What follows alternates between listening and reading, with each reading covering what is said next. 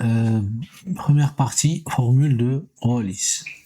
Donc on pose pour tout entier naturel n, i n, l'intégrale de 0 pi demi sinus n de t, t de t. Okay. La première question qui se pose, donc montrer que la suite in est strictement décroissante et minorée.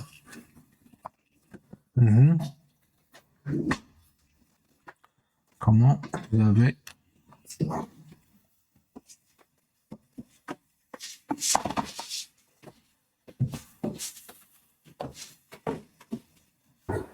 C'est pour la décroissance in plus 1 moins in.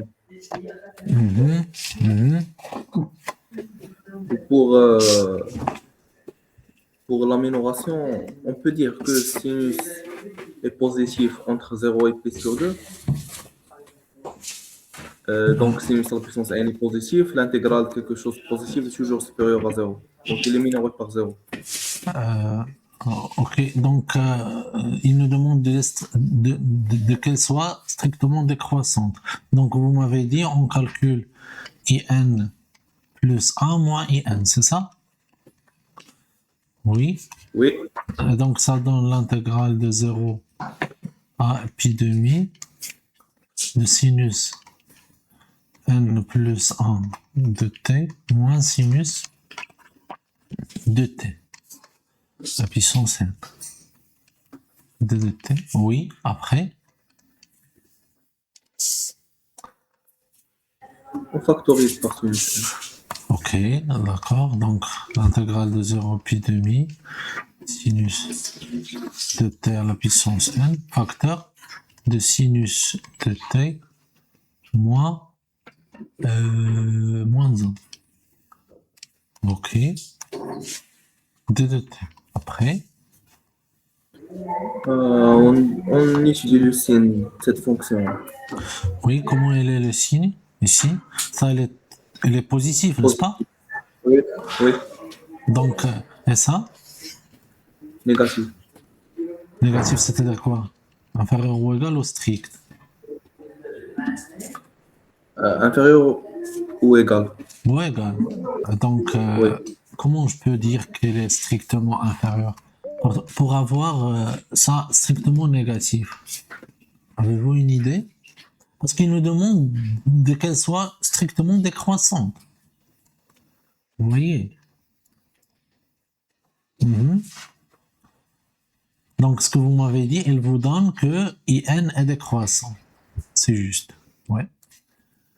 Mais on veut qu'elle soit strictement décroissante. Avez-vous une idée?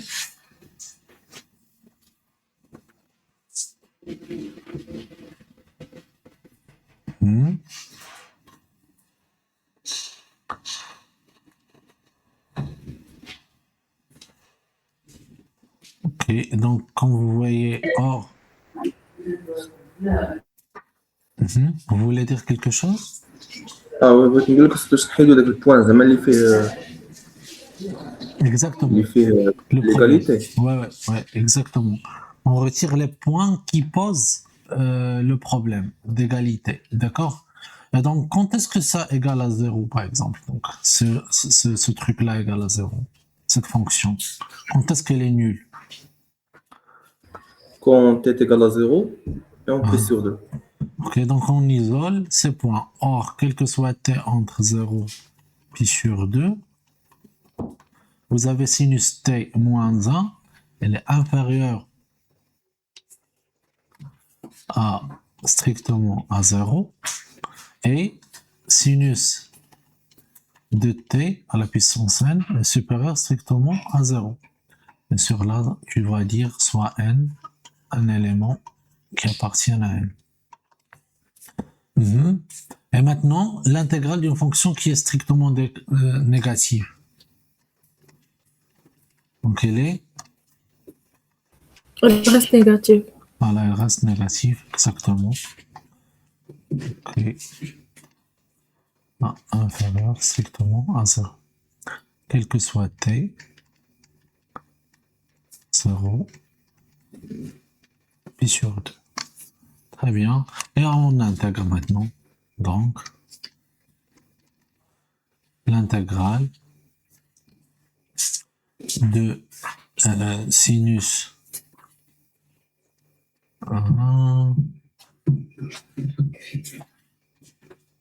sinus t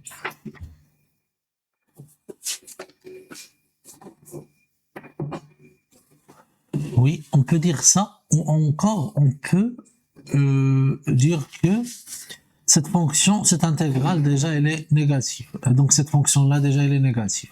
Si cette intégrale égale à 0, d'accord? Vous savez que l'intégrale d'une fonction positive ou négative, si elle est égale à 0, une fonction continue, d'accord? Ça donne, soit elle est positive, soit elle est négative. Ça donne que cette fonction est égale à 0, d'accord? Donc tu peux raisonner comme ça, c'est aussi juste, d'accord? Donc c'est mieux de procéder comme ça. Voilà, donc tu vas dire juste, donc ça c'est correct, ce qu'on a fait c'est correct aussi, ça c'est juste. Ou encore, tu peux dire que donc la fonction, donc on complète ça d'abord. Donc l'intégrale de sinus t à la puissance n plus 1 moins sinus t à la puissance n de t entre 0 et pi demi est inférieur strictement à 0. Donc cette réponse est juste, d'accord? Première, c'est le premier argument. Ok, vous avez un autre argument, vous pouvez procéder avec. Tu peux dire que la fonction t qui est associée à cette fonction-là, d'accord, elle est continue, négative, non nulle. Et continue sur 0 pi sur 2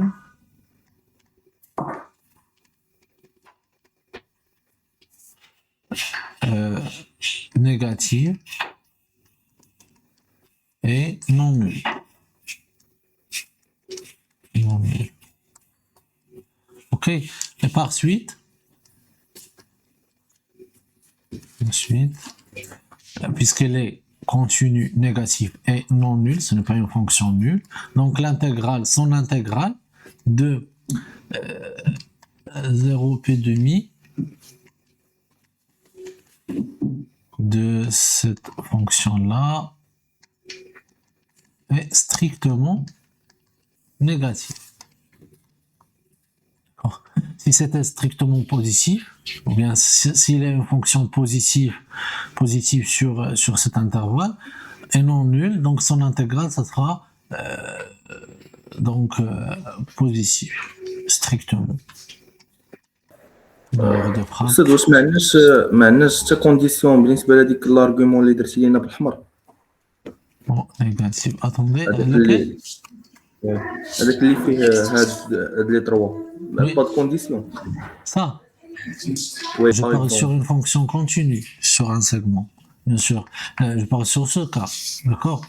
Il est continu sur 0 pi demi, donc vous n'avez pas de problème. D'accord? D'accord. Voilà.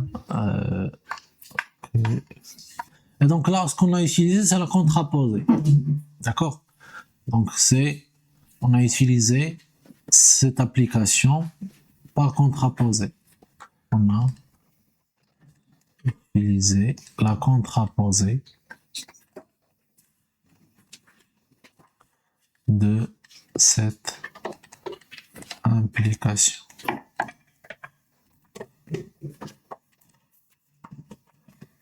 C'est bon. Voilà. Donc c'est ça ce qu'on a. Donc l'intégrale en fait c'est d'une fonction continue. C'est la même chose. Ok. C'est bon. Même si elle est continue sur ça, d'accord? Juste sur ça, sur 0 pi demi, l'intégrale c'est exactement l'intégrale sur 0 pi demi fermée. Parce que tu rajoutes des points, d'accord? Même s'il n'est pas continu en ces points, il pose un problème de continuité en ces points, donc l'intégrale ne se change pas. Vous m'avez compris? Oui. Merci. Ok. Donc, voilà les deux arguments que l'on peut procéder avec. Ok, on passe maintenant à la deuxième question. Mhm. Oui, il nous a dit de montrer que pour chaque n supérieur ou égal à 2, vous avez cette égalité. Oui, comment vous avez procédé ici? Monsieur, Oui, vas-y. monsieur, est-ce qu'on peut travailler avec la récurrence? Est-ce que vous avez utilisé l'hypothèse de récurrence en quelque part? C'est ça Pas la question vraiment. qu'il faut poser d'abord, avant de procéder par récurrence. Tu dois poser la question, est-ce que j'utiliserai l'hypothèse de récurrence au cours du raisonnement? Si c'est la réponse est oui, tu peux procéder par récurrence. D'accord? Donc je n'ai pas essayé avec. Si tu as essayé, tu vas l'utiliser, donc on peut procéder par récurrence. Monsieur, Oui, oui. intégration par partielle. Ok, donc je vois que l'intégration par partie, c'est mieux. Ça donne le résultat directement. On n'a pas besoin de l'hypothèse de récurrence. Ok, donc je fixe un n plus grand que 2 et je regarde in, c'est ça? Voilà, in. Oui, Ça, c'est mon brouillon. Après, je raffine la rédaction. Donc, in, ça donne l'intégrale de 0 pi demi sinus n de t dt. D'accord. Après, qu'est-ce que vous prenez par... Donc, pour faire l'intégration par partie? j'ai pris que U, c'est sinus n moins 1. Très, très bien. Ok. Donc, c'est sinus t sinus n-1 de t dt. D'accord? Et que dv, l'autre fonction, c'est sinus t. Donc, ça, c'est u prime, et ça, c'est v, n'est-ce pas? Oui. Pour la dérivée et avoir n-1. Ok? Donc, on calcule les primitives entre eux. Donc, c'est u fois v. Donc, c'est-à-dire cosinus c de Moins t. cos Voilà, sinus de t n-1 entre 0 et pi demi. plus Mhm. n moins 1. L'intégrale de 0 à pi sur 2 cos carré sinus n moins 2 D'accord. t dt. Voilà. Maintenant, on remplace. Donc, si je remplace par pi demi, et sachant que n supérieur ou égal à 2, donc n-1 supérieur ou égal à 1, donc pi demi, ça donne... C'est quoi sinus pi demi? 1. Non, oui, c'est 1, je m'excuse. C'est 1. Le cosinus qui pose un problème. Le cosinus de pi demi, c'est 0. 0. Moi, je remplace ici par 0, donc ça donne 0. Et du coup, de toute façon, ça égale à 0. D'accord? Il nous reste l'autre intégrale. Ok.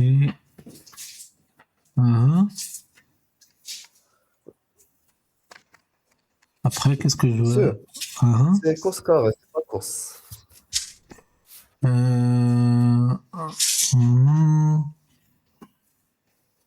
Cos carré. Ah ouais. Pourquoi cos carré, c'est? Car la dérivée de sinus n moins 1, c'est n Ah moins 1, oui. sinus n 2. On a oublié un cos, oui, très bien. Parce que la dérivée de sinus n-1 de t, c'est n-1 fois cosinus de t, la dérivée de la fonction qui est à l'intérieur, fois sinus n-2 de t. Alors, ok, donc là vous avez carré. Après, On remplace cos carré par 1 moins sinus carré. d'accord, donc c'est 1 moins sin carré de t facteur sinus de t n-2 d de t. Après, On obtient n-1 fois in-2 moins in. donc sinus n-2 de t moins in moins l'intégrale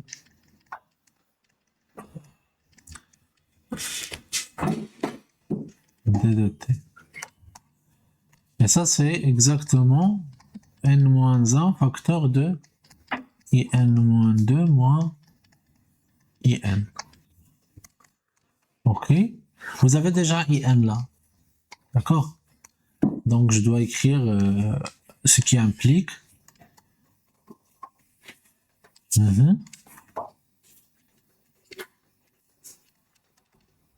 que, oui, c'est NIN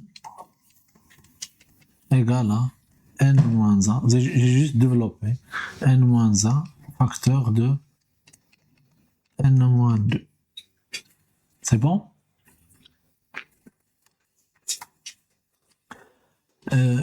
Oui. Est-ce que vous avez des rajouts ici? On n'a pas dit qu'on a procédé par intégration par partie. D'accord? Donc, je dois signaler les fonctions mises en jeu. C'est le U et le V. D'accord? Donc là, on va dire la fonction T qui appartient à 0 pi demi qui est associé sinus de T n-1 et l'autre c'est la fonction qui est associée la primitive, le U. D'accord? Et donc le U c'est moins cos T. Somme de classe c'est 1. Somme de classe c'est 1 sur 0 pi demi. Donc, puisque somme de classe c'est 1, donc une intégration par partie conduit à, et on écrit ça.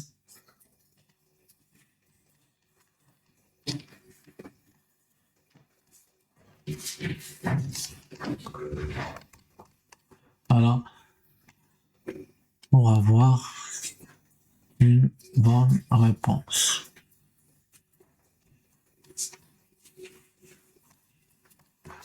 C'est bon pour cette question? On passe à l'autre. Question 3. Oui, il nous a dit d'en déduire I de n plus 1 à l'aide de factoriel.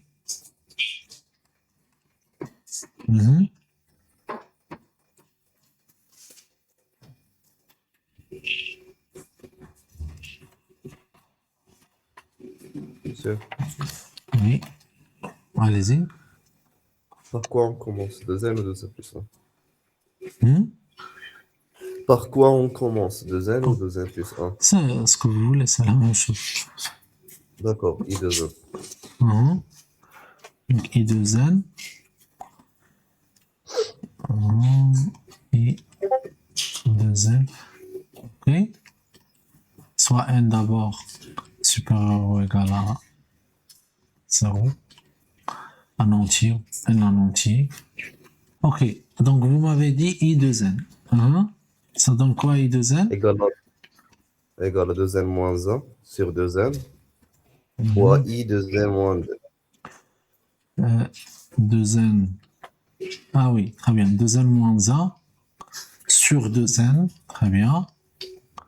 Ah, je dois prendre n partielle n étoile pour que je puisse utiliser.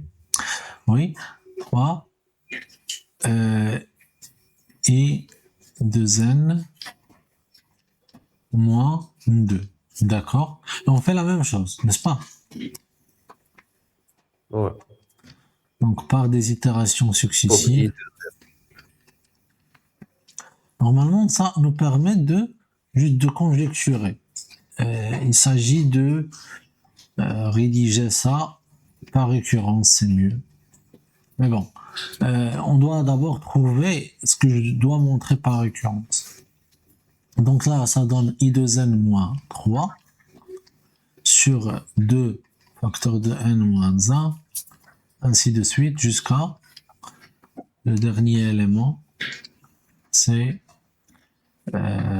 3 Un, deux. sur 2. Oui, 1. Un, deux. Oui, c'est 1, 2. Oui, c'est 1, 2. Fois I, 0. Ok. Et donc, ça, est-ce qu'on peut... Ah, c'est quoi I0 d'abord? Regardez I0. C'est... I0. Monsieur, c'est pi sur 2. Oui, oui, Voilà, voilà. C'est pi sur 2. Ok.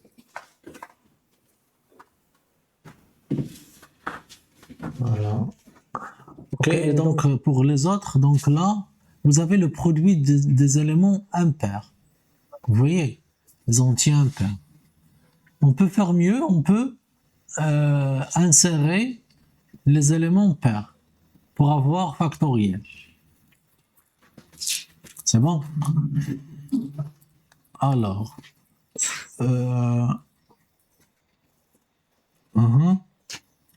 donc si j'insère les éléments pairs, donc en fait je vais insérer 2n, je vais insérer 2n moins 2, ainsi de suite. C'est bon?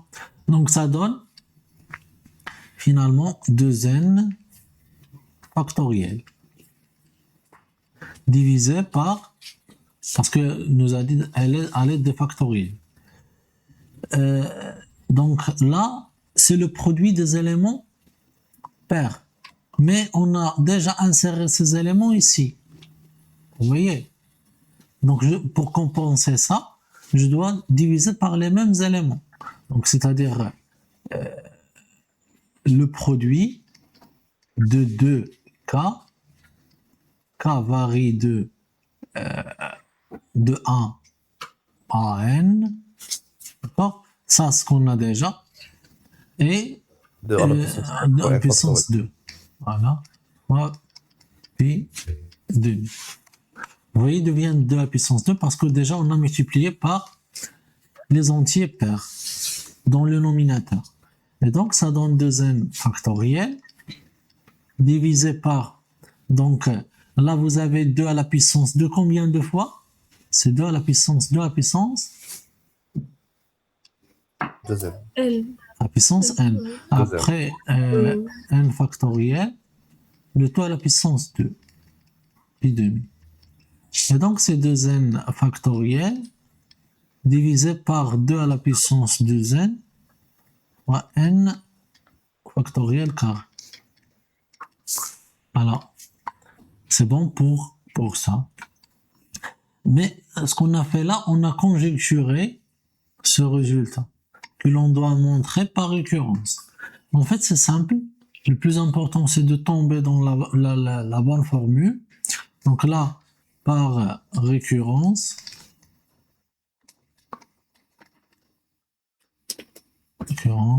simple sur n.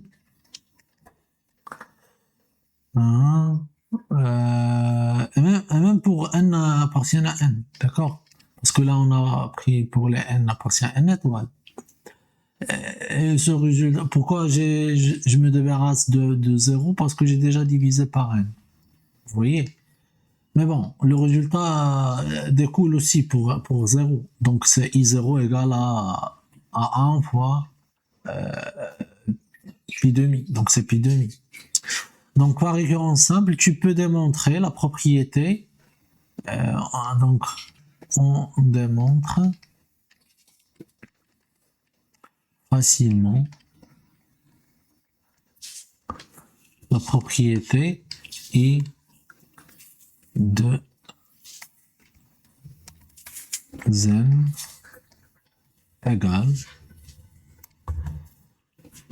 égale à cette expression, c'est-à-dire 2n factoriel pi demi divisé par 2 à la puissance 2n, n factoriel au quart. C'est bon. Ce que vous utiliserez là, c'est la question 2. Tout simplement, de passer d'un rang à l'autre. Donc, via la question 2. D'accord. Le cœur de la démonstration, c'est la question 2. En utilisant la question 2. Très bien. Donc maintenant, on va faire le même travail, d'accord, pour n appartient à n maintenant, soit n appartient à n, et je calcule i 2n plus 1. Oui, i 2n plus 1, ça donne quoi?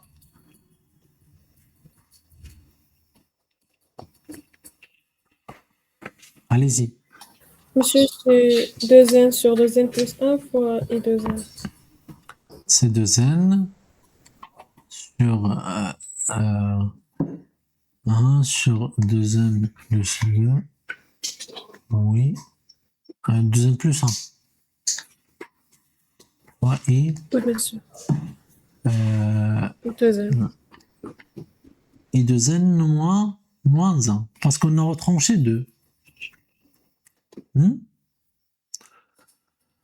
monsieur. 2n moins 1, ok. Et de la même manière, on continue comme ça. Donc ça donne, oui, allez-y, c'est 2n sur 2n plus 1 fois 2n moins 1 sur 2. Alors, sur 2n moins 1, i 2n moins 3, ainsi de suite. On continue pour conjecturer la formule que je dois démontrer par récurrence. Donc c'est 2n fois 2n moins 1 fois, jusqu'à le dernier élément, c'est fois 2. Tout ça divisé par donc 2n plus 1, 2n moins 1, fois 3, fois 1. Le dernier élément, c'est i de 1. N'est-ce pas?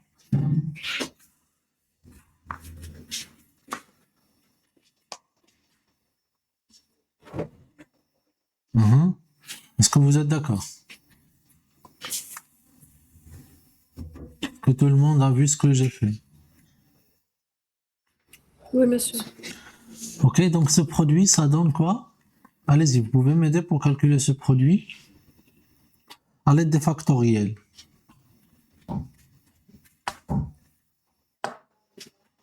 C'est quoi I1 d'abord? La valeur de I1. Monsieur, I1, c'est pi sur 4. Ok. C'est... Oui, est-ce que pour les autres, vous avez trouvé pour I1 pi sur 4?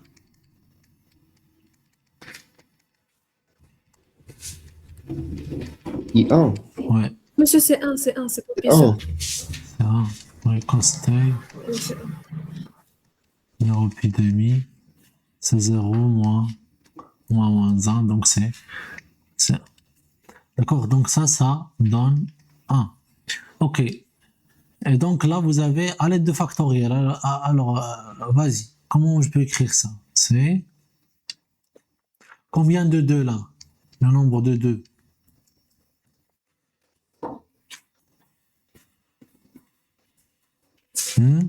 Monsieur, puissance n. C'est 2 à la puissance n fois n factoriel sur... Là, vous avez le produit des éléments impairs. Je dois insérer les éléments pairs. Donc là, 2n plus 1, 2n moins 2, ainsi de suite. je dois les donc multiplier par dans le nominateur. Et donc ça donne 2 n plus 1 factoriel. Dans le nominateur, vous aurez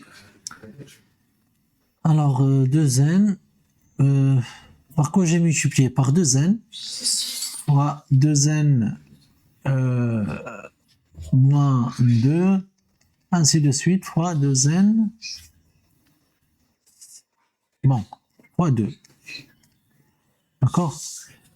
Et donc, c'est quoi ça? C'est 2 à la puissance n fois n factoriel. Et du coup, j'aurai là 2 à la puissance n factoriel au carré.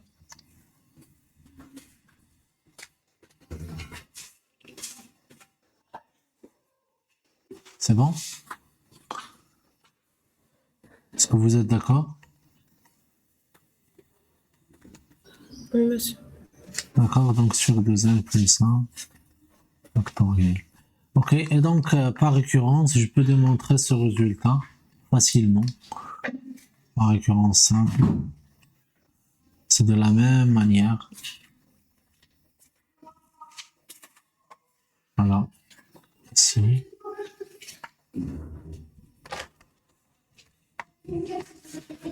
Ok. Voilà. Donc, tu peux démontrer que I2n plus 1 égale à cette expression qu'on a écrite. Donc, gardez chez vous ces expressions parce que ça sera utile dans la réflexion après. D'accord? Si on a tiré une expression, essayez de la noter chez vous. Donc, on a trouvé I2n égale ça. Écrivez ça chez vous. On a trouvé aussi I2n plus 1 égale à ça.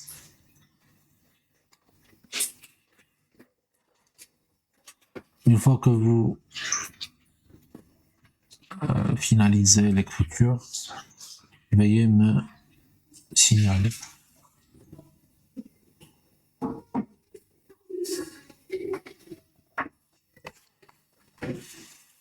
C'est bon?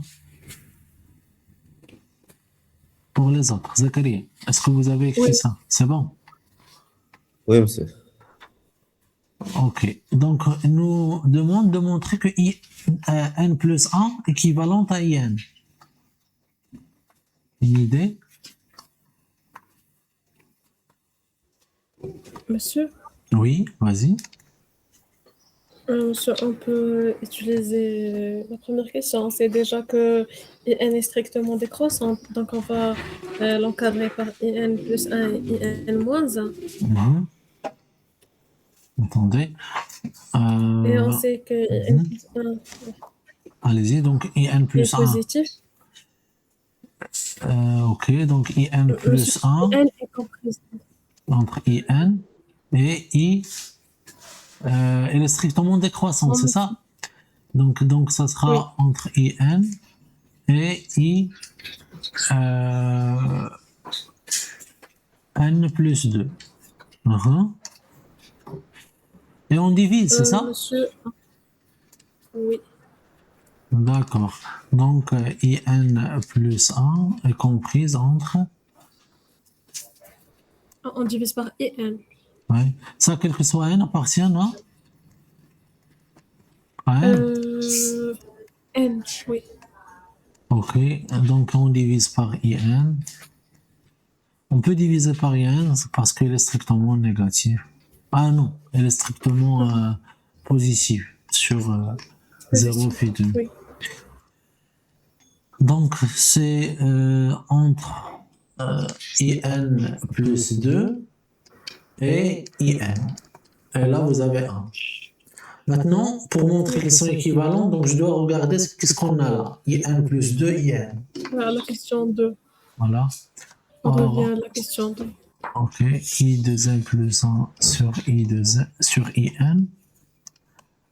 Via la question 2, ça donne 2n plus 1 moins 1, donc c'est 2n, n'est-ce pas? Oui, monsieur. Sur 1, donc i de n,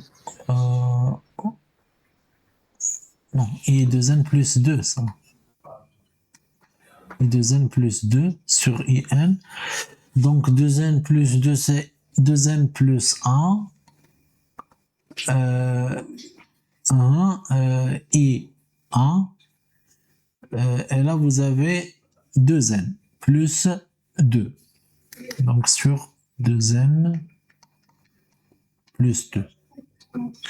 C'est bon. Donc c'est ça ce qu'on a. Et la limite de ça, lorsque n tend vers plus l'infini, C'est 1. c'est 1. D'accord? Donc, d'après Le théorème de comparaison. voilà, d'encadrement. Le théorème d'encadrement.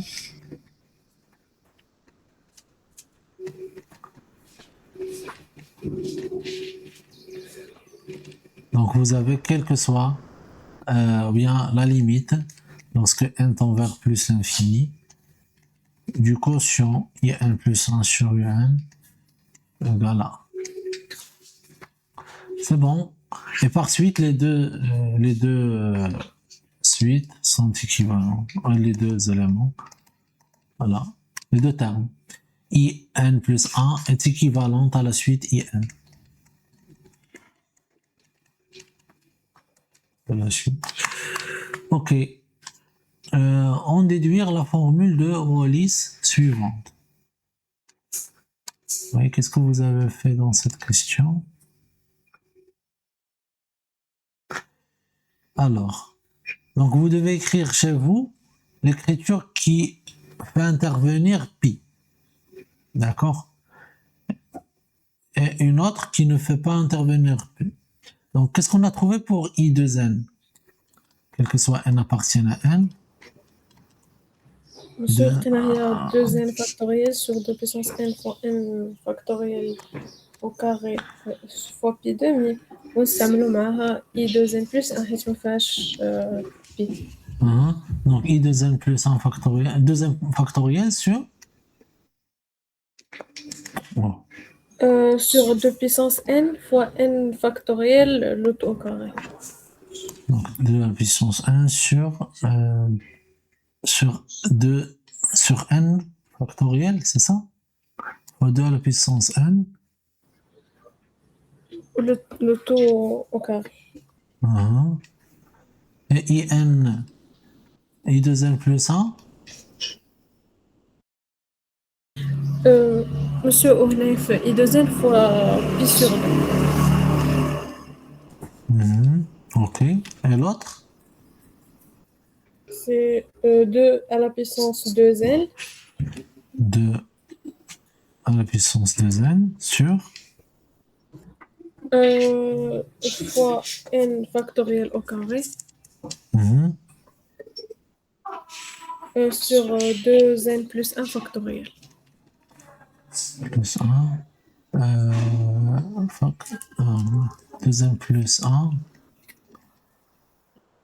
Non, monsieur, 2n plus 1. C'est 2 داخل. Ok. 2n plus 1 factoriel. Comme ça. Oui, monsieur. Ok, c'est bon. Donc, on a les deux expressions. L'une fait intervenir P, l'autre non. Et on a déjà une relation entre un terme et le terme qui le suit. D'accord? Donc, on l'utilise. Alors, comment on peut utiliser ça?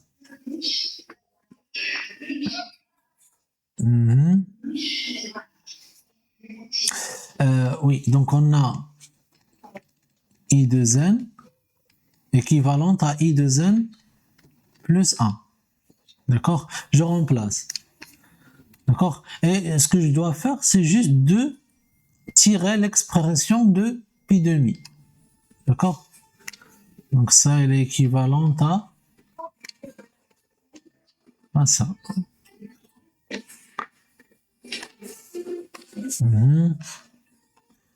Donc, pi demi équivalente, ou bien juste pi, alors on peut tirer l'expression de pi, n'est-ce pas? N, oui, Fois n factoriel au carré fois 2 fois 2 à la puissance n fois n factoriel au carré. 1 fois 2 sur fois, ah oui, sur 2n factoriel,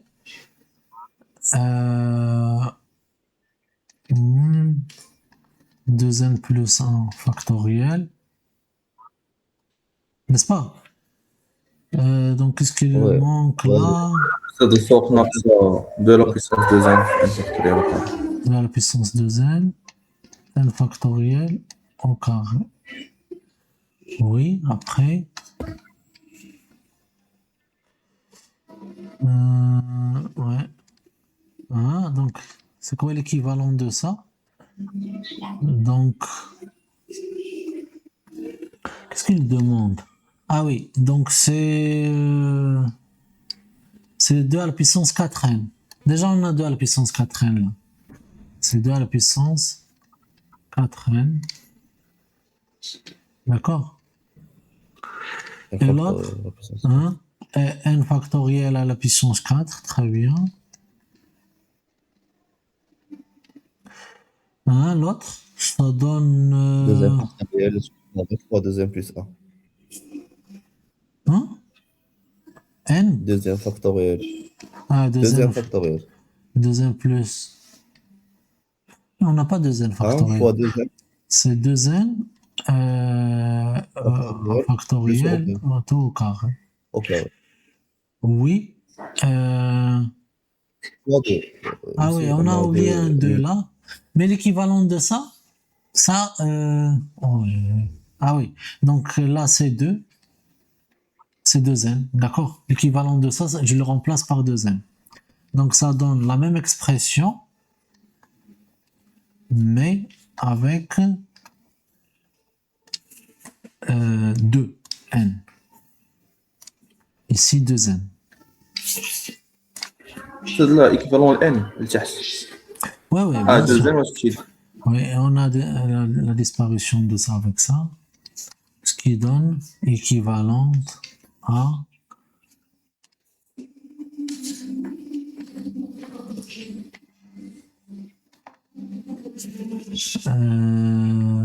voilà, ce qui achève la preuve. Voilà, donc voilà, vous avez la stabilité par multiplication et par quotient dans les équivalents. Attention, vous n'avez pas la stabilité par addition ou soustraction.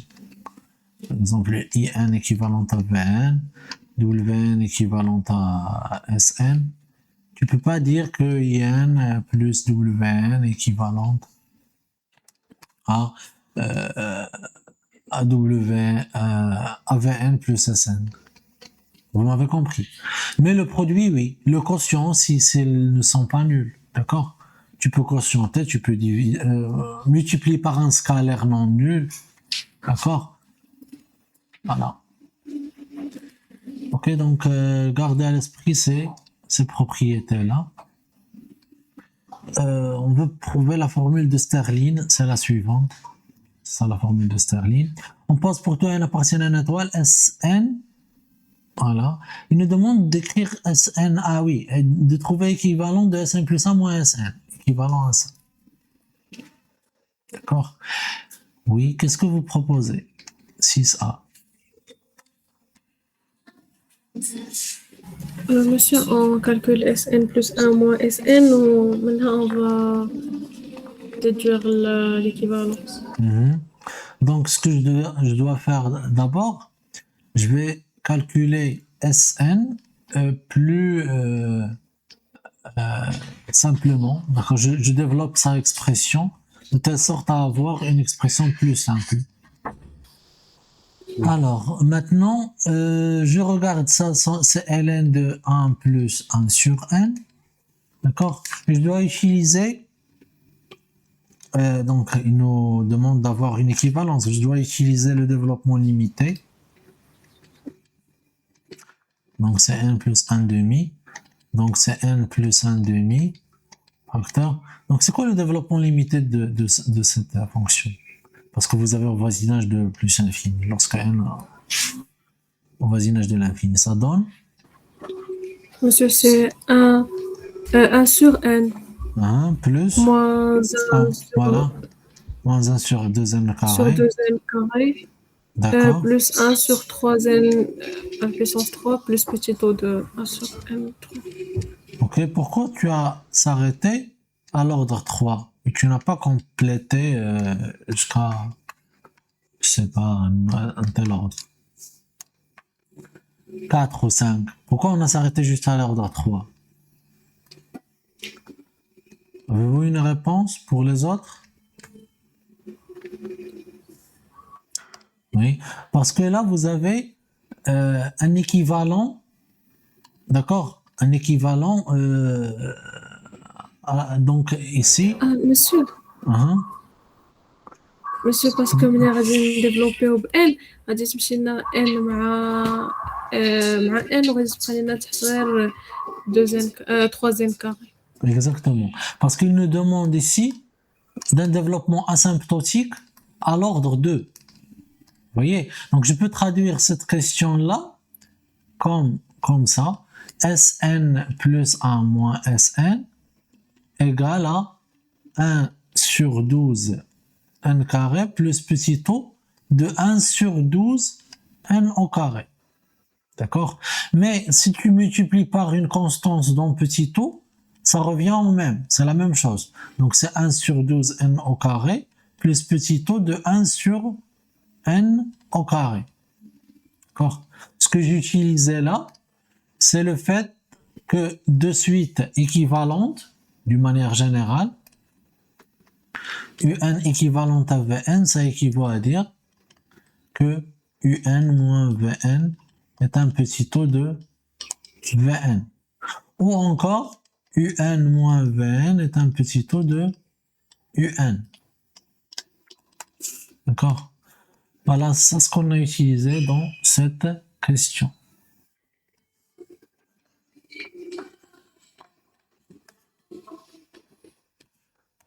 Ok, donc voilà, donc dans cette question, comme l'a dit votre camarade, lorsqu'on développe, on aura un ordre carré. C'est pour cela qu'on a s'arrêté à l'ordre 3. Ok, je développe ça. Donc ça donne 1 moins 1 sur 2n plus 1 sur 3 n carré plus petit o de 1 sur n au carré plus 1 sur 2n moins 1 sur 2 moins 1 sur 4 n carré plus 1 sur 6 n à la puissance 3 plus donc une constante fois petit o, c'est cet élément-là, c'est petit o de 1 sur n à la puissance 3. Bien sûr, on a un moins 1, d'accord? Je le note en noir. Voilà. Donc ça avec ça, ça en va. Et donc, qu'est-ce qu'il reste? Ah oui, donc on a autre simplification, ça avec ça. Oui, donc là, c'est qui va l'emporter ici? C'est petit taux de 1 sur n carré ou bien petit taux de 1 sur n à la puissance 3? Monsieur, c'est petit taux de 1 sur n puissance 3. Non, c'est l'autre, c'est petit taux de 1 sur n carré qui l'emporte. Regardez, pourquoi ça? Parce que petit taux de 1 sur n au carré, c'est epsilon n fois 1 sur n au carré. Avec epsilon n tend vers 0. L'autre, petit taux de 1 sur n à la puissance 3, c'est xi n 1 sur n à la puissance 3. Avec xi n tend vers 0. Et là, je peux l'écrire, d'accord? Là, ça, je peux l'écrire comme xi n sur n fois 1 sur n au carré. Avec celle-là, aussi tend vers 0. Vous voyez? Celle-là tend vers 0. Donc ça, c'est un petit taux de 1 sur n au carré. Vous voyez? Donc, si vous augmentez l'ordre, donc tu peux l'écrire petit o de, par exemple, petit o de 1 sur n à la puissance 5, c'est un petit o de 1 sur n à la puissance 4, c'est un petit o de 1 sur n à la puissance 3, sur 1 à la puissance 2, ainsi de suite. D'accord? Tous les ordres qui sont inférieurs sont la même chose. Petit o, c'est la même chose que petit o de l'autre. Vous voyez? Et donc là, qui l'emporte, c'est petit o de 1 sur n à puissance 2. Et donc ça, c'est un petit o de 1 sur n au carré. D'accord? Et ça aussi, ça c'est un petit o de 1 sur n au carré. D'accord?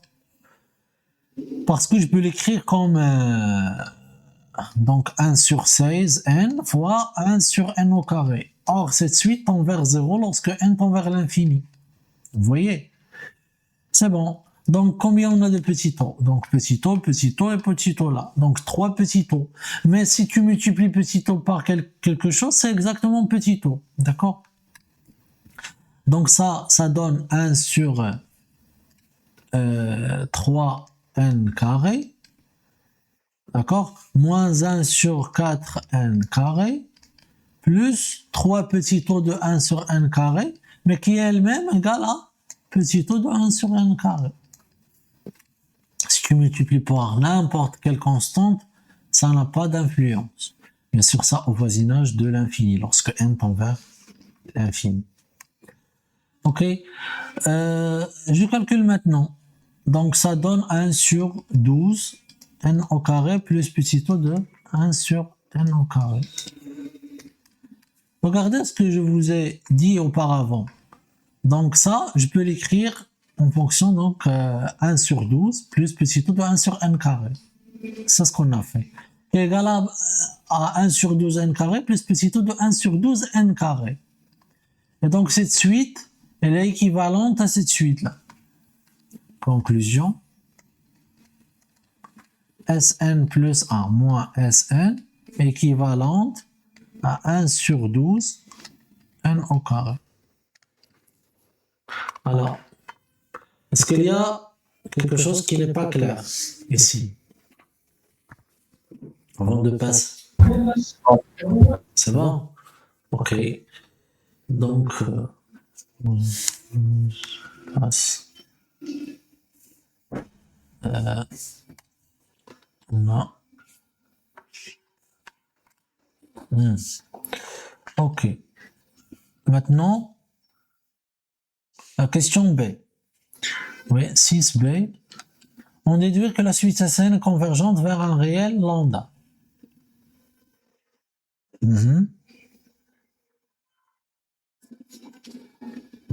Monsieur, Oui. est-ce qu'on peut travailler par 1 sur 12n au carré? Oui, c'est ça ce qu'on doit utiliser, la question précédente. Regardez là. Le problème qui se pose, c'est que vous demande de la convergence d'une suite. Et là, vous avez Sn plus 1, la différence des termes de cette suite-là. D'accord? Il est équivalent à quelque chose. Je peux tirer cette suite à partir de cette différence. D'accord? Je peux tirer le terme général de cette suite. N'est-ce pas? Donc là, je vais prendre soit n appartient à une étoile. Toujours, lorsque vous avez Sn, vous demande de trouver le terme général Sn et vous avez une différence du terme général, pensez à utiliser les termes généraux, pensez à utiliser le télescopage. D'accord? Donc là, je peux écrire Sn comme on a Sn, c'est via le télescopage, c'est Sk plus 1 moins Sk. K varie de 1, n'est-ce pas? Parce qu'il commence de 1, moins, donc jusqu'à n, moins 1. Mhm. Bon, je dois fixer n supérieur ou égal à 2, tel que n supérieur ou égal à 2. Ok, donc pour garantir que ça supérieur ou égal à 1. Ok, donc ça donne Sn moins S moins S1. D'accord? C'est quoi S1? S1 c'est ln de 1, oui, l'exponentielle de moins 1, racine de 1 sur 1 factoriel. Et donc c'est moins 1, n'est-ce pas? S1 c'est moins 1. Ok, donc ça donne Sn, donc Sn égale à moins 1. Donc ça c'est moins 1. Je le transfère vers l'autre côté, donc ça donne moins 1 plus la somme. Voilà, cette somme.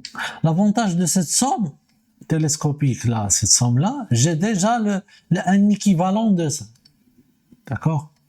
K varie de 1 à n moins 1. Et ça, donc Sn convergente, si seulement si celle-là est convergente. D'accord? Donc Sn converge, si seulement si sigma de sk plus 1 moins sk k allant de 1 à n moins 1 converge. Oui.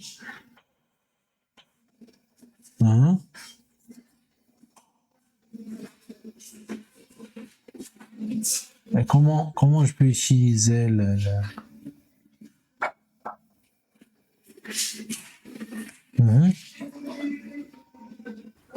Ça, داكشي اللي عندنا équivalent ديك 1 sur 12 n carré. Donc, oui, donc ça c'est le terme.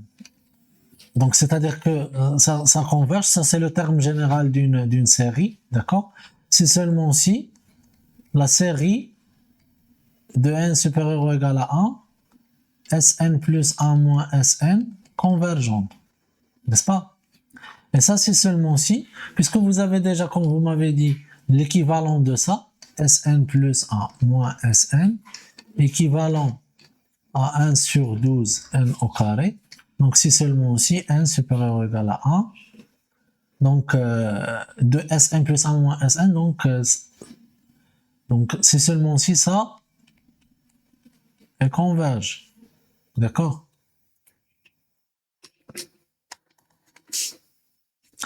Or, on sait bien que ça, c'est une série de Riemann convergente. Or, d'après le critère de Riemann.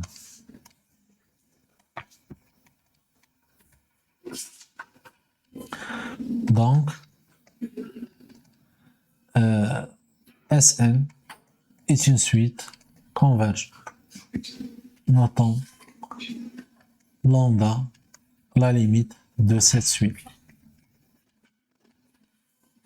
Très très bien. Ok, donc maintenant on passe à la question 6C.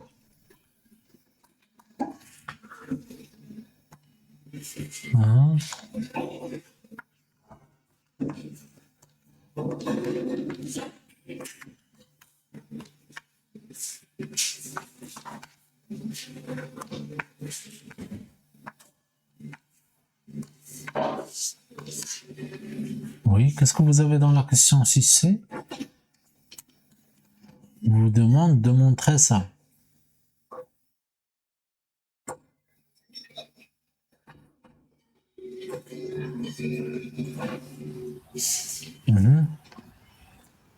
On doit utiliser ce qui précède. Oui, vas-y.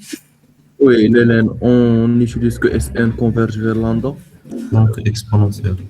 Voilà, donc l'exponentielle de Sn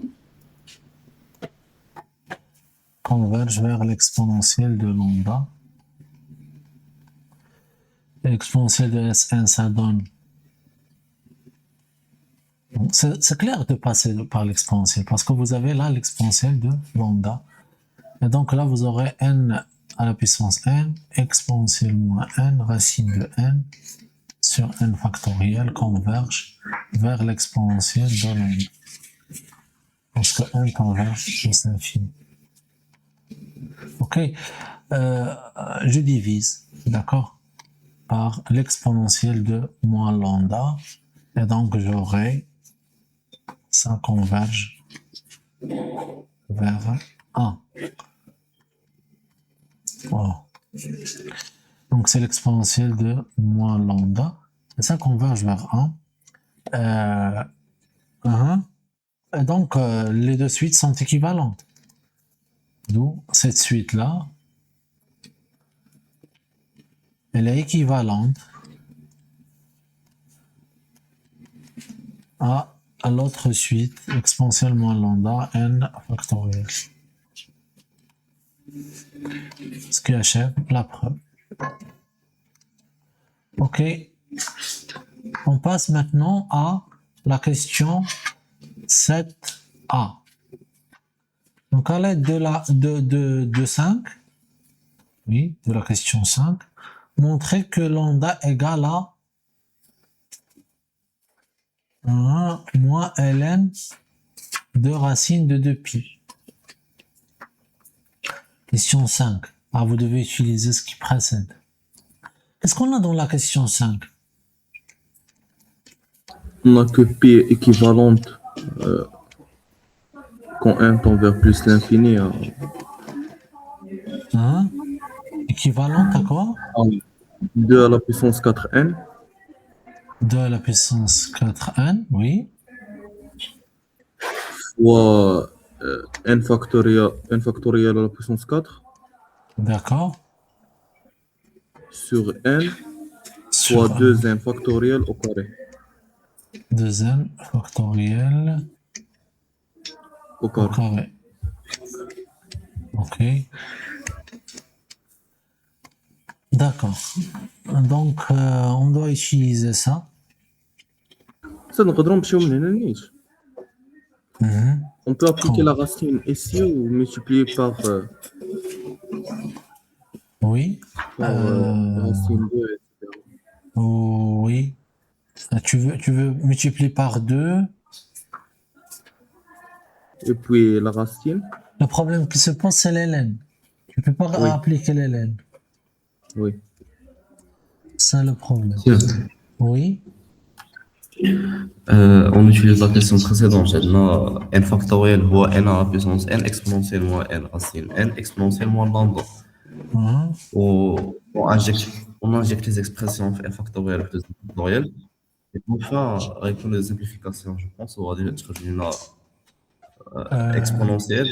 Elle est genre d'être le ln.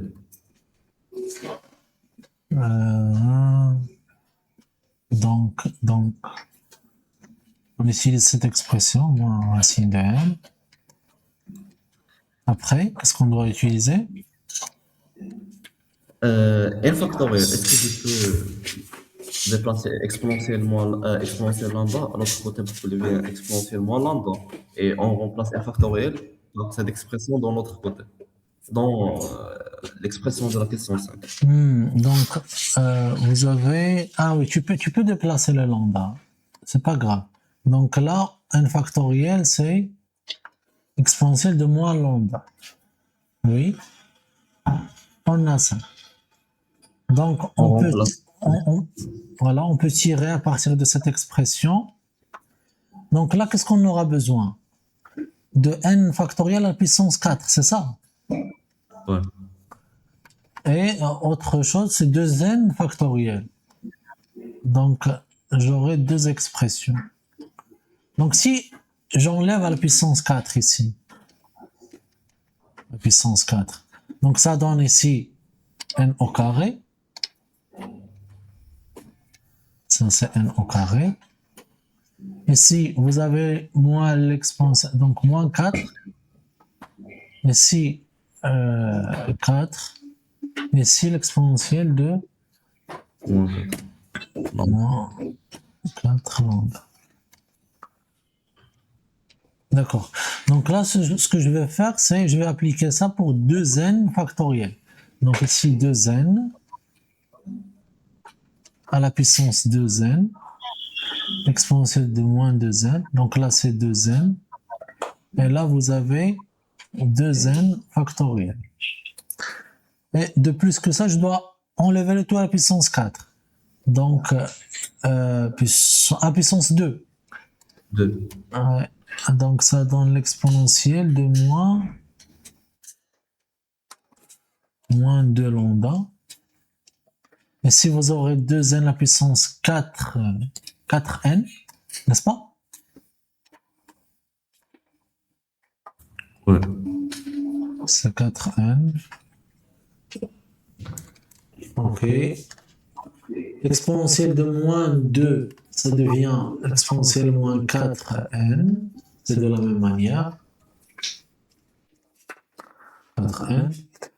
Racine de 2 s'en va. Et on aura ici ça au carré. Sur au voisinage de l'infini. Une fois qu'on a ça, je divise, ou bien je calcule cette fraction-là. D'accord? Ok. À partir de là, donc cette fraction c'est n, pour afficher pi, d'accord? Voilà. Donc là, n à la puissance, n factoriel à la puissance 4.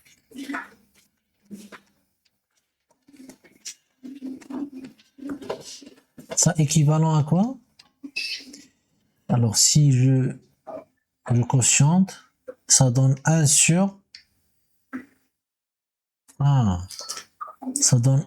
donc je quotiente ça par ça. Donc ça donne n sur 2. Ici, moins 4n s'en va. L'exponentielle de moins Sur 2 à la puissance. n. Donc 1 sur 2 à la puissance 4n. C'est ça? Ouais. Ok. Donc je multiplie cette expression par 2 à la puissance 4n. Et je divise par n.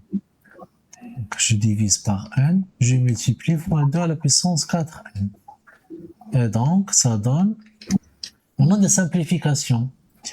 Alors ça, il se simplifie avec ça. Et ça, avec ça. Et donc, on aura l'exponentielle de moins 2 lambda divisé par 2. D'où... Nous, qu'est-ce qu'on cherche? Ça, c'est déjà c'est pi. D'accord? D'où pi est équivalente à l'exponentielle non, c'est pas équivalent. Donc est-ce que vous avez équivalent? Pi équivalent à ça. Hein? Est-ce que vous avez dans la question qui se précède?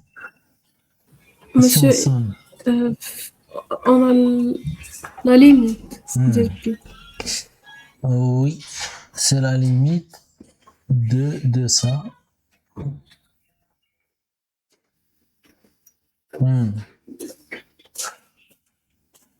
Ouais, mais tu peux quand même dire équivalent. Oui, si vous avez par exemple la limite de un égale à lambda, tu peux dire que un est équivalent à lambda. D'accord? Et même la réciproque, ça équivaut. Ok, donc revenons à ça.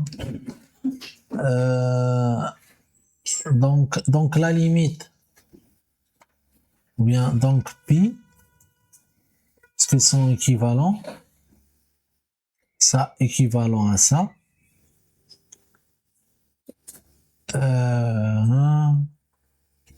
Et donc pi égale à, vient par passage à la limite,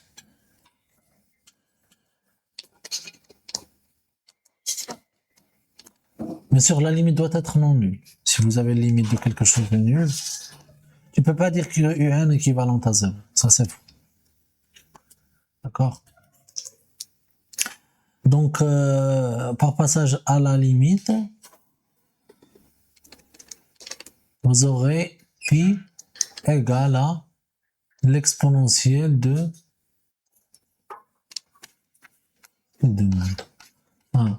l'exponentielle de moins 2 lambda sur 2. N'est-ce pas? Donc, de pi, ce qu'ils veulent, de pi. Ah ouais, de pi. Donc, je retire lambda à partir de cette expression, exponentielle de moins 2 lambda, d'où ln de pi égale à moins 2 lambda, ainsi lambda égale à ln de 2pi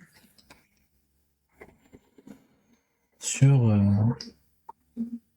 moins 2. C'est ça ce qui est demandé. Oui. Lambda. Ah ouais. Je dois juste... يطلع 1 sur 2 l'exposant.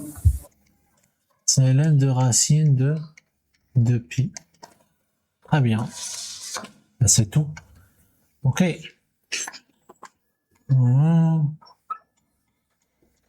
Ok.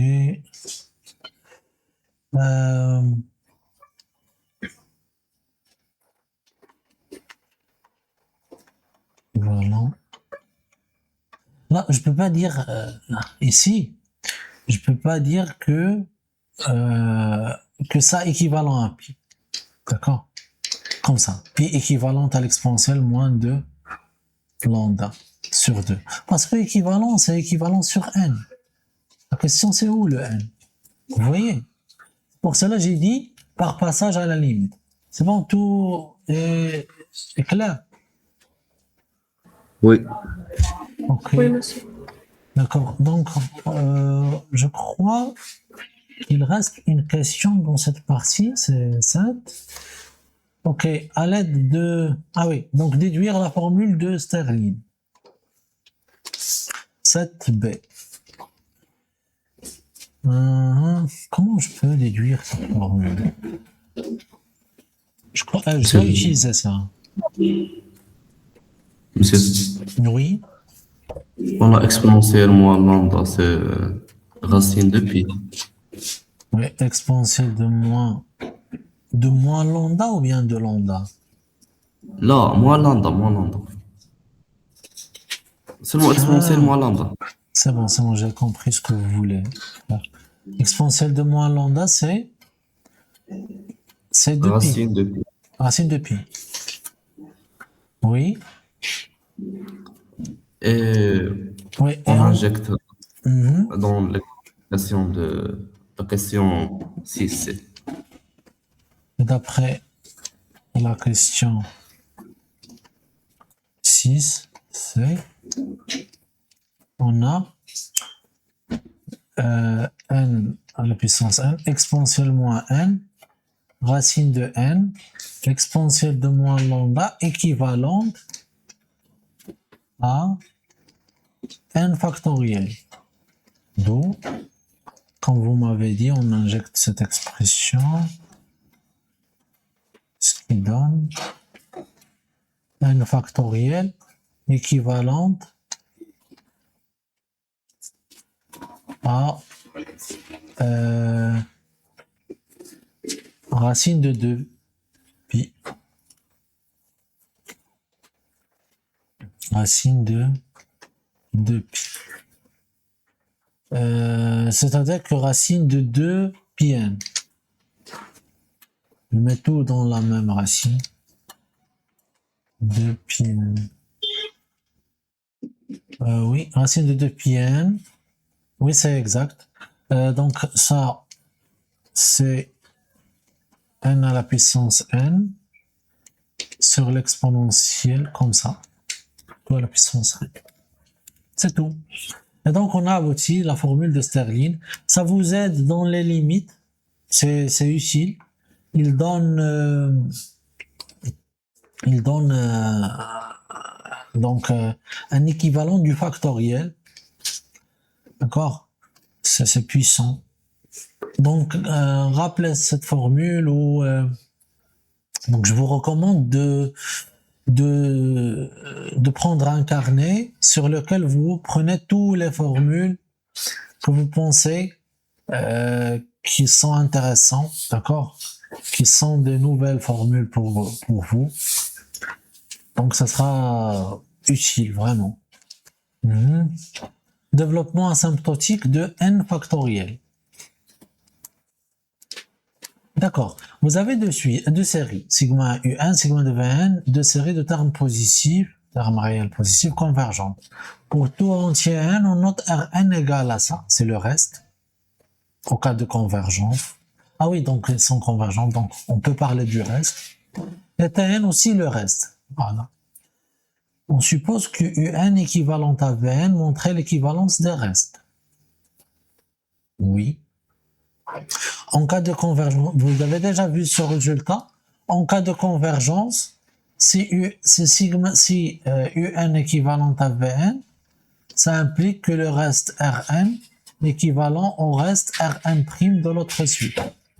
Et en cas de divergence, ça en cas de convergence, en cas de divergence, si Un équivalent à Vn, vous aurez l'équivalent des sommes partielles Sn équivalente à Sn'. D'accord. De même pour petit o, pour grand o, voilà. Ok. Donc, comment on peut montrer ce résultat-là?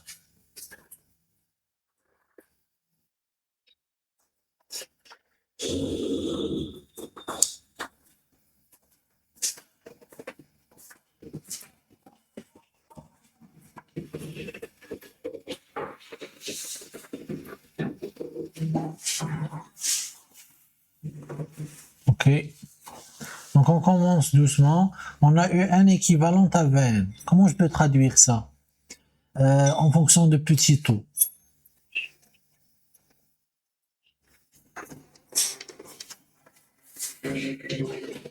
Oui. En fonction de petit o. Comment j'ai dit auparavant? Que Un, ouais, moins Vn, c'est un? Égal à petit taux de Un ou bien un petit taux de Vn. Ok, d'accord. D'accord. Donc, petit taux de Vn, c'est-à-dire que la limite. Ah oui, donc cette suite-là, est-ce qu'elle converge? Est-ce qu'il a un terme réel positif? Tout ce que je peux dire, c'est de termes réels positifs. Comment je peux traduire ça alors? Petit o. D'où il existe une suite epsilon n partielle à Rn telle que Epsilon 1 sur Vn tend vers 0. non, je peux pas diviser par Vn. C'est ça le problème. Sinon, je peux déjà diviser dès le départ. Là, je regarde, les termes sont positifs, donc c'est juste positif, ça peut être nul. D'accord? Imaginez 2, 1, 0, 0, 3, 4, 0, 0. Tu divises par 1, 0, non? Pour Vn, je parle sur Vn. D'accord? Donc Oui. ça, c'est... Donc tu dois revenir à la définition de une suite égale à petit o de l'autre. D'accord? Donc c'est-à-dire que Un moins Vn égale à epsilon n fois Vn. Tout simplement. Si je te dis par exemple, avec bien sûr là, epsilon n doit être tend vers 0 lorsque n tend vers l'infini. Ça, c'est simple en fait. Ça, c'est la définition. D'accord? Par définition. Si je te dis par exemple Wn équivalente à Vn, ça équivaut à dire que Wn égale à epsilon n fois Vn avec epsilon n tend vers 1. Si je te dis que par exemple Wn égale à grand O de Vn, donc epsilon n, Wn égale à epsilon n fois Vn avec epsilon n est borné. Il existe un m, quel que soit m, supérieur à un rang, vous avez ça. Quel que soit n en fait. Le plus important c'est borné. D'accord? Donc ça c'est simple en fait, c'est à retenir. Donc de là à là, c'est par une définition. D'accord? Ok. Donc epsilon n tend vers 0. Comment je peux traduire ça? À partir de la définition. Oui. Je vais prendre un epsilon supérieur à 0. Donc moi, ce que je veux faire, c'est de montrer que Rn moins Tn égale à petit o de Tn. D'accord? Voilà. C'est ça ce que je cherche à montrer. Donc soit epsilon supérieur à 0. Donc il existe un rang n0 appartient à n. Quel que soit n supérieur ou égal à n0, epsilon n inférieur ou égal à le epsilon que j'ai fixé. Donc, un moins vn, oui, inférieur ou égal à, ou bien égal à valeur absolue de epsilon n vn, qui est inférieur ou égal à epsilon, valeur absolue de Vn. La valeur absolue de Vn, c'est Vn, parce que Vn est positif. Vous voyez?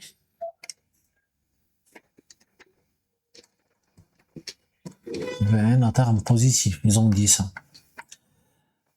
Alors, maintenant, je calcule Rn moins Tn. D'accord?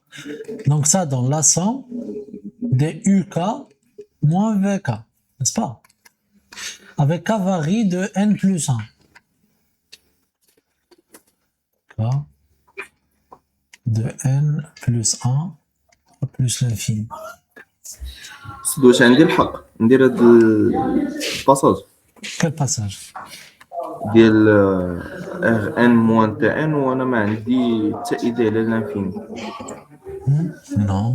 باغ اكزومبل تما الانفيني يكون شي انفيني كبر من داك الانفيني الاخر.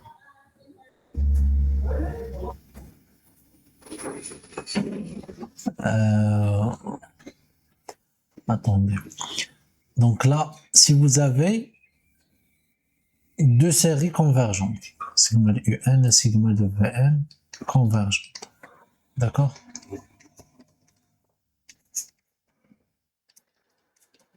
Donc, je peux écrire que sigma de UN, lambda sigma de UN plus sigma de Vn égale à sigma de lambda UN plus Vn.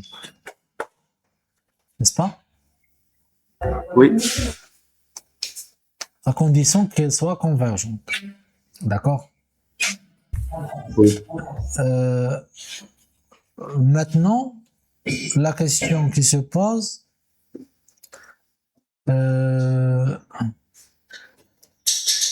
donc Rn. Donc là, ce que j'ai fait, c'est Rn. Déjà, est-ce qu'ils convergent?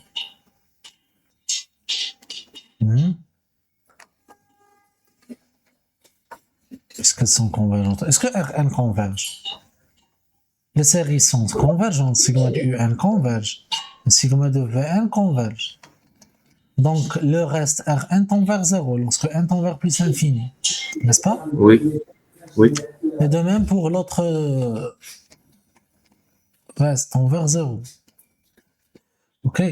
Donc, quand vous avez ça, alors vous avez ça. Donc, je vais prendre soit m supérieur à n plus 1. D'accord? On a donc R n, donc la somme de k égale à n plus 1 à m de uk moins la somme de k à m de n plus 1 à m de vk égale à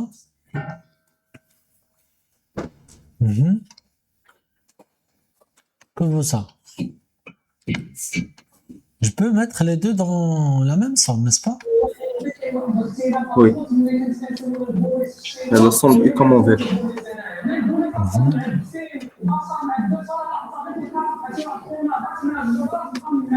Okay. Vous pouvez désactiver le micro, s'il vous plaît. Donc là, c'est la somme de k de n plus 1 à m de uk moins vk. D'accord? Ok. Donc là, je passe à la limite. Lorsque m tend vers l'infini, ça, elle est convergente. Pourquoi? Parce que ça, elle est convergente. Et ça aussi, elle est convergente. D'accord? Ça existe. D'accord? Voilà. Donc, quand m tend vers plus infini, on obtient Rn moins Tn égale à la somme de k n plus 1 plus l'infini de uk moins vk. Et c'est tout. Ça passe. Oui, oui. Oui. Ok. Donc c'est ça ce que j'utilisais. Donc les deux dans une seule somme. Ok. Ça, elle est inférieure ou égale à la somme de uk moins vk. K de n plus 1 à plus l'infini. Qui à son tour inférieur à epsilon sigma de valeur absolue de vk, pas de n plus 1 plus l'infini, mais vk est positif, vous voyez, de série à terme réel positif, d'accord? Donc vk est positif, ce qui donne que ça, c'est epsilon, la somme de vk. C'est quoi la somme de vk? C'est exactement Tn. D'accord? Alors, c'est tout. Donc, qu'est-ce qu'on a montré maintenant? On a montré que Rn moins Tn est inférieur ou égal à epsilon n fois Tn. D'accord? Et ça signifie que ça signifie que Rn moins Tn est un petit taux de Tn. Est-ce que vous êtes d'accord?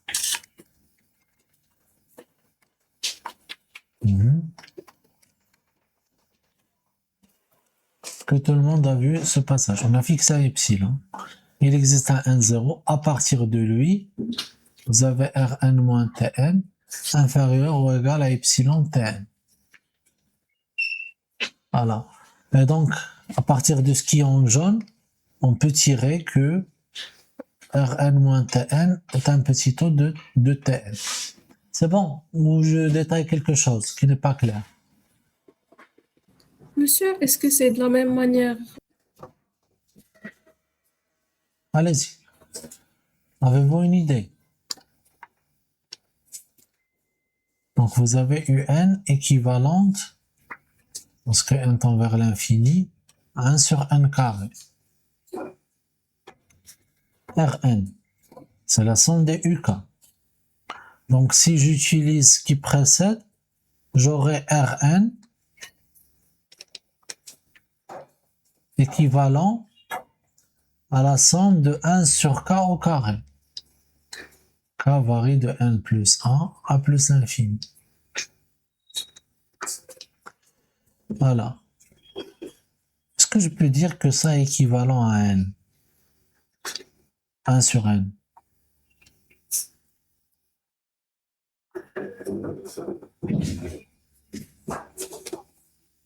Il y a un truc. Donc ce truc-là, il intervient aussi dans un problème que je vous ai transmis dans le concours de PSI 2026. C'était dans une question. Comment je peux écrire sigma de 1 sur k au carré? C'est la somme. Hein?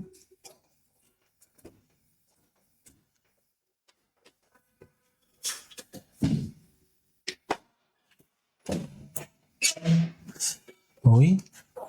Donc ça, c'est la somme de... Avant de parler parce que je n'ai pas en fait un équivalent de ça. D'accord? Je dois trouver quelque chose qui est sommable. D'accord? Donc au lieu d'utiliser 1 sur n au carré, je vais utiliser un équivalent de ça.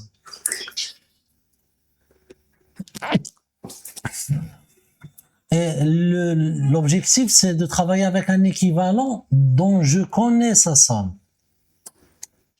UK est calculable. Calculable. D'accord? Je peux la calculer. Oui, avez-vous une idée? Je peux écrire par exemple ça, c'est comme 1 sur n facteur de n plus 1. N'est-ce pas?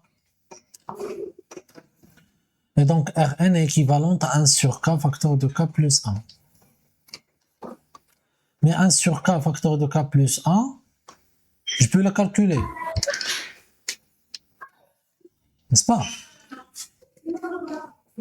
De 1 sur k facteur de k plus 1, c'est la limite de m tend vers plus l'infini de sigma, de k égale à n plus 1 à m, de 1 sur k moins 1 sur k plus 1. N'est-ce pas? Ce qui donne que la limite de m tend vers plus l'infini, c'est la somme télescopique. Donc c'est le plus... Oui, ça vaut combien cette somme? C'est de la somme arrivant de فين؟ À m. وبدي ما يمكنش تبدا من n plus 1. Pourquoi? غنبداو من n plus 1 ونوصلوا n. Oui, de k égale à n plus 1 à m, avec la limite de m tend vers plus l'infini. C'est où le problème? m مش n. Oui, le m. خليها n. C'est m. Ok, et donc ça vaut combien cette somme? C'est 1 sur 1 sur n plus 1 moins 1 sur m plus 1. moins 1 sur n plus 1. Et donc la limite c'est 1 sur n plus 1. Et c'est tout. Et donc je vais dire d'où. J'ai calculé cette limite. D'où Rn est équivalente à 1 sur n. Ça est équivalent à 1 sur n, déjà. D'accord? Vous voyez? Donc ce que je vous ai dit, c'est de transformer ce terme général, d'accord? Je ne connais pas sa somme, à partir de k égale à n plus 1, à quelque chose qui est équivalent, mais je peux calculer sa somme. Ça sera équivalent à 1 sur k facteur de k plus 1. Et l'avantage de ça, je peux la calculer à partir des sommes télescopiques. C'est bon. Ok. Oui. Très bien. Donc la question 9, c'est bon. La question 10. Appliquer ce qui précède à UN égale à ça. Et montrer que lambda égale moins Sn.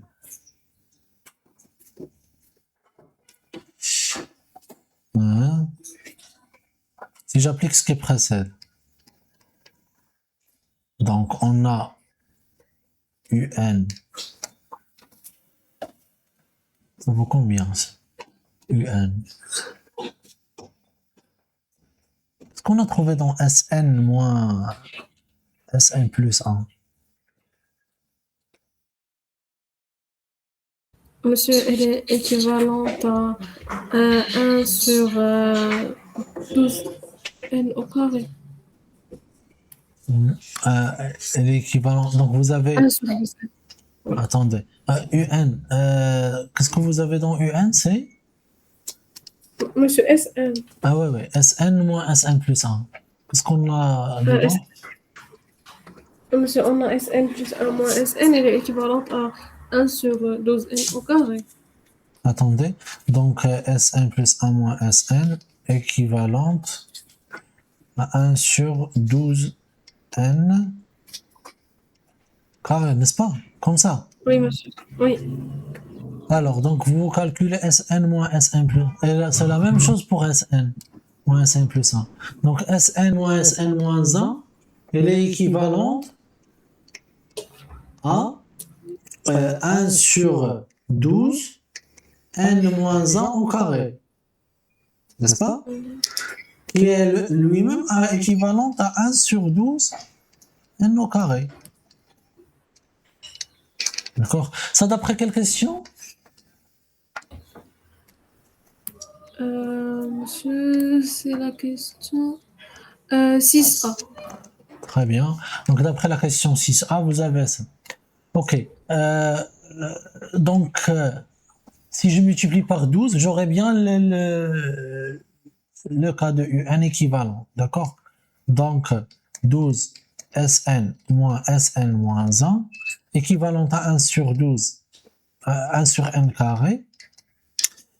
Ça, c'est UN. Donc, on applique la question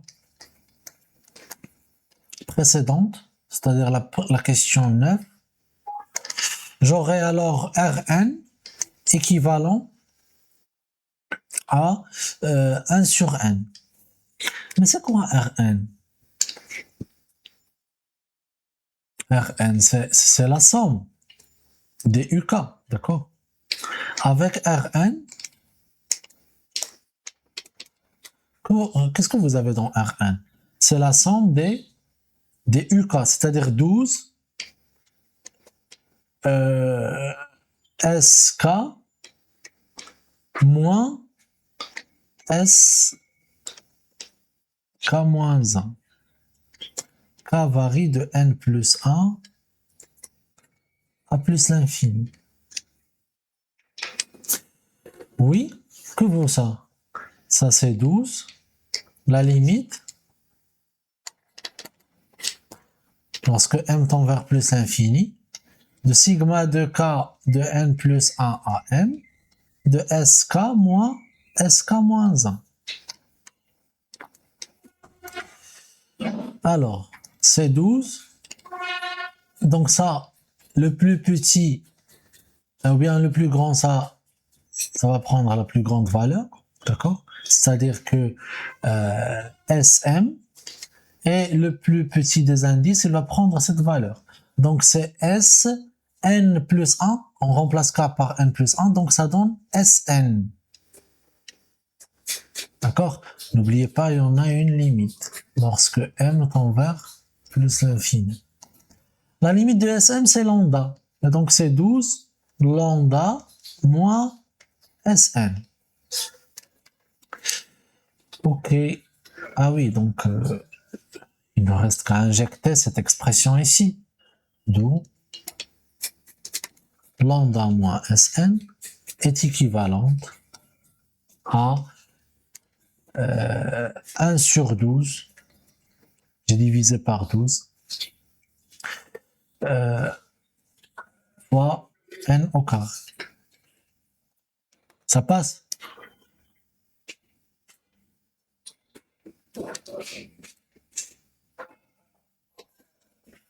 Est-ce que ça passe pour tout le monde? Oui. Oui, c'est Ok, donc là, on déduit finalement que vous avez ça. Comment je peux déduire ça? N factoriel est équivalent à ça. Hein? On déduire finalement.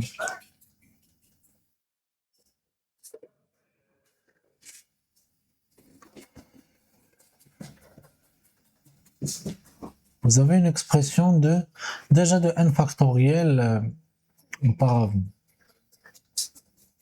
Qu'est-ce que vous avez dans Sn? Question 11.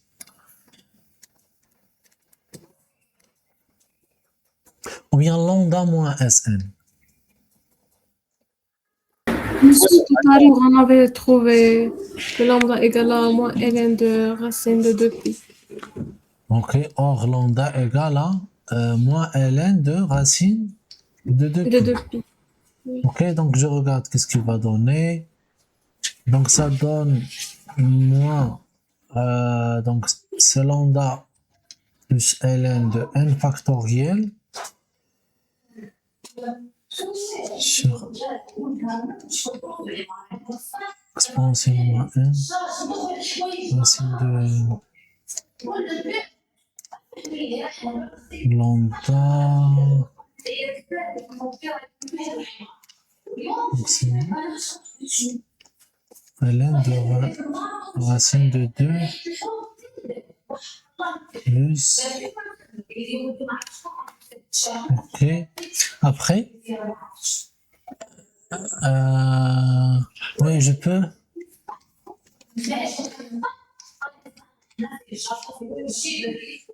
Donc, sur ça. Donc, ça donne sur racine de 2 pi n. Ok. N à la puissance n, l'exponentielle moins n, comme ça. Ok. Après, ln de cette expression, est-ce qu'on a trouvé une expression de ça?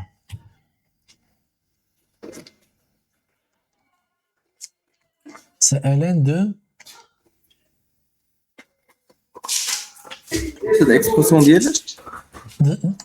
ln de ça. ln de n factoriel, racine de 2 pi n. Oui, racine de 2 pi n, n à la puissance n, exponentielle moins n. Vous voulez remplacer ça par 1 sur 12, l'équivalent c'est 1 sur 12, n, n'est-ce pas? C'est ça ce qu'on a trouvé, 1 sur 12, n. Et après, qu'est-ce qu'on va faire?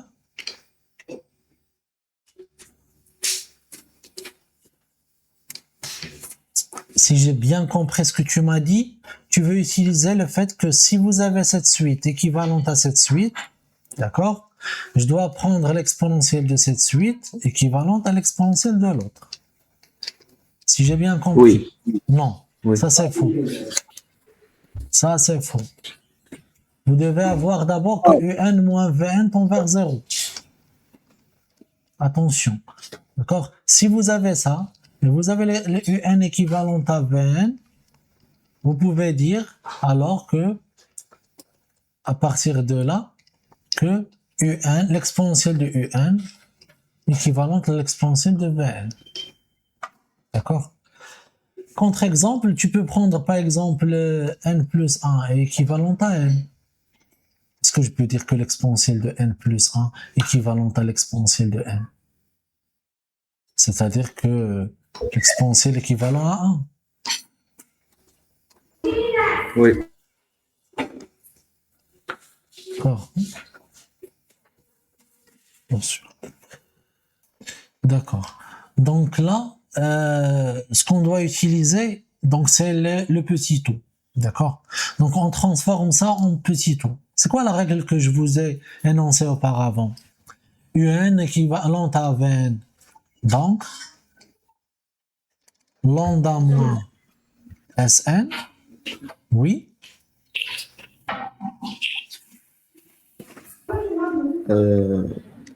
moins 1 sur égale à 1 sur 12n plus petit o de, 1 sur 12. Hein. oui, qui est égal à 1 sur n. C'est la même chose. Vous voyez, pourquoi j'avais utilisé ça? Parce que vous avez déjà 1 sur n là. C'est la même chose en fait. C'est 1 sur 12n ou bien c'est 1 sur n, ça revient en même. C'est le même petit o. Ok. Maintenant, ce que je dois faire, c'est... qu'est-ce que vous voulez? Vous voulez... ah oui, vous voulez ça. D'accord? Maintenant, tu peux passer à l'exponentielle sans aucun problème. C'est bon? Donc là, l'exponentielle maintenant de ça, de lambda moins Sn, égale à l'exponentielle de ça, c'est n factoriel sur racine de 2 pi n, n à la puissance n, l'exponentielle moins n, qui est égal à l'exponentielle de 1 sur 12 1 sur 12 n. plus petit o de 1 sur 1. Exactement. Alors, là, vous avez l'exponentielle de quelque chose. C'est quoi le développement de x? Lorsque x doit être au voisinage de 0. Faites attention. Parce que Oui, c'est 1. voilà, ça doit être au voisinage de 0. Ça tend vers 0. D'accord? C'est bien le cas. Oui, c'est 1 plus... plus x plus... Est-ce qu'on X, doit... pardon. Voilà, est-ce qu'on doit... C'est où on s'arrête? C'est à quel rang? Je pense, baraka x, c'est ça. Voilà. Donc, le petit o de x. OK? Donc, ça au voisinage de 0. Et puisque celle-là tend vers 0, donc tu peux utiliser ça. Donc, vous aurez 1 plus le x pour moi, c'est ça. C'est petit plus 1 sur 12 n plus petit o de 1 sur n plus petit o de... Bon, petit o de ça. OK. Voilà. Et là, vous pouvez même factoriser par... bon, par 1 sur n. Vous voyez? Donc là, c'est 1 sur n, facteur de 1 sur 12, plus petit o de 1. Et ça, c'est une constante. D'accord? Elle est bornée, en fait. C'est pas une constante, mais elle est bornée. D'accord? Parce que petit o de 1, c'est quelque chose qui va tendre vers 0. D'accord? Puisqu'elle est bornée, petit o de ça donne petit o de 1 sur n. Donc, si vous avez une suite un est bornée, d'accord, vous avez petit o de wn un, d'accord, donc bien sûr, quel que soit n supérieur, vous avez petit o de wn. C'est ça ce que j'ai utilisé là. D'accord, ici. Donc ça donne, j'ai factorisé ça, c'est les bornées, parce que sa limite existe. Et donc ça 1 plus 1 sur 12 n, plus petit o de 1 sur n, plus encore petit o de 1 sur n. Et donc c'est exactement ça. C'est bon. Une fois qu'on a trouvé ça, il nous reste qu'à multiplier et de laisser n factoriel. Alors, c'est quoi n factoriel? Oui, donc je multiplie par cette expression, d'où n factoriel égale, je prends le dénominateur, facteur de ça. Et c'est ça ce qu'on doit démontrer. Fin du problème.